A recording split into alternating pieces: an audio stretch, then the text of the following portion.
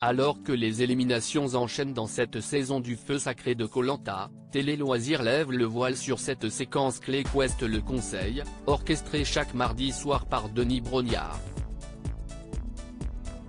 Point d'orgue de chaque épisode de Koh Lanta, le feu sacré, les conseils animés par Denis Brognard offrent des séquences souvent mémorables.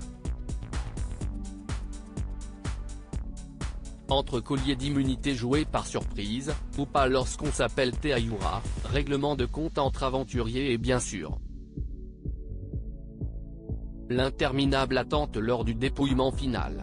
Si chaque conseil dure une dizaine de minutes à l'écran sur TF1, sachez que lors du tournage, celui-ci dure beaucoup plus longtemps. Tania et Benjamin, les deux jeunes de cette édition du Feu Sacré, se sont amusés lors d'un live sur TikTok le week-end dernier.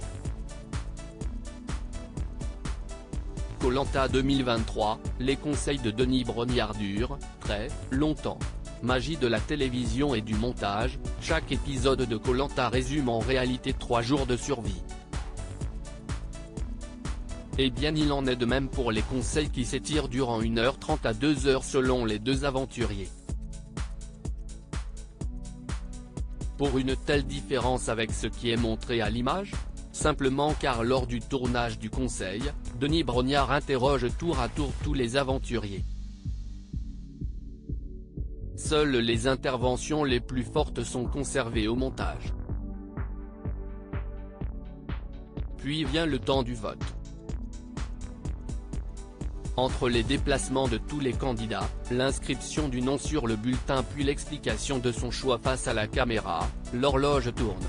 Koh Lanta, le feu sacré, les aventuriers du jeu de TF1 restent sur place après chaque conseil, reste ensuite le dépouillement puis l'échange final du candidat éliminé avec Denis Brognard et la tribu.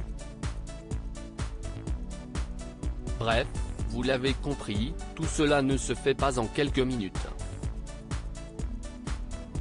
Voilà pourquoi par sécurité, selon le lieu de tournage de la saison, les aventuriers ne repartent pas directement au milieu de la nuit sur leur campement après le vote. Ils restent aux abords du conseil, nous ne les faisons pas naviguer de nuit. Ils sont répartis en 2 lieux distincts. L'aventurier éliminé dort sur un lit pliant, dans une tente isolée en pleine jungle avec un assistant de production en charge des concurrents, qui a pour mission de le chaperonner jusqu'au lendemain matin.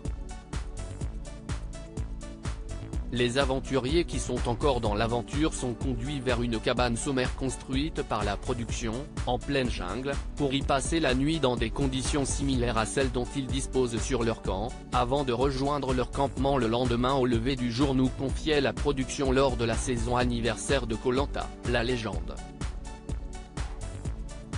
À lire aussi pas vu à la télé dans Koh Lanta 2023, découvrez où était logée Tania avant son retour dans l'aventure.